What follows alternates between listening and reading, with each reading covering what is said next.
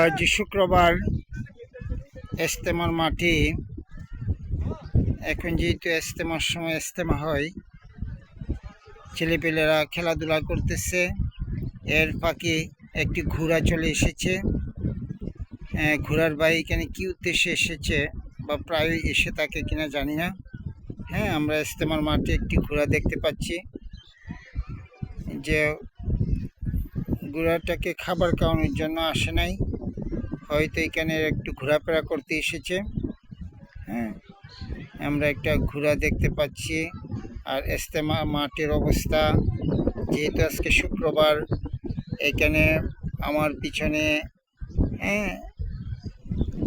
একটি ভার্সিটি আছে। এছাড়াও আবদুল্লাহপুর, উত্তরা, টঙ্গী, এই আশেপাশে যত এলাকার যুবক ছেলেপিলে আছে যারা খেলার পাগল, খেলাকে অত্যন্ত ভালোবাসে। এবং আমরা দেখতে পাচ্ছি এখানে মাদ্রাসার স্টুডেন্ট যারা আছে, শুক্রবারে যেহেতু সবারই ছুটি, যে ওই দূরে পূর্ব পাশে ওইখানে মাদ্রাসার স্টুডেন্টরাও খেলাধুলা করতেছে।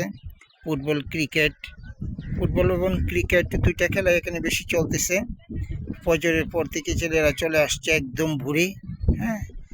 এখানে আর এই পাশ থেকে নদী পার হয়ে অসংখ্য ছেলেপেলে নৌকা দিয়ে নদী পার হয়ে তারা ওইখানে ওই মাঠে চলে যাচ্ছে, যে সন্ধ্যার আগ পর্যন্ত এখানে খেলাধুলা চলবে। হয়তো জুমার নামাজের সময় কিছু বিরতি দিয়ে ছেলেরা আবার খেলাধুলা, ওই যে একেবারে আবদুল্লাহপুরের কর্নারে, আমরা দেখতে পাচ্ছি ওই যে আবদুল্লাহপুরের কর্নার থেকে এই ইজতেমার মাঠে। আমরা যারা গ্রামের মানুষ ইজতেমার মাঠে কখনো আসি নাই, দেখি নাই, যে এটাই ইজতেমার মাঠ, যে এখানে একেবারে দুইটা টয়লেট এখানে আছে। আর ওই যে ওই পাশে এখন আমি যেখানে দেখাচ্ছি, এখানে একটা মাদ্রাসা আছে। ভিতরে বিদেশি মেহমান যারা বিদেশ থেকে আসেন, এই মেহমানগুলা এই যে এই জায়গাটা এইখানে মেহমানদের খানা পিনার ব্যবস্থা হয়। যারা বিদেশি মেহমান, এইখানে তাদের জন্য খানা পিনার ব্যবস্থা হয়। আমাদের তাবলিগের সাথীদের পক্ষ থেকেই এই খানা পিনার ব্যবস্থা মেহমানদের জন্য মেহমানদারির ব্যবস্থা করে থাকেন। এই জায়গাটার মাঝে ঘর তৈরি করা হয়। আর এখন আমরা ইজতেমার মাঠের পশ্চিম পাশে দাঁড়িয়ে আছি। এই যে পশ্চিম পাশে যে তুরাগ নদী,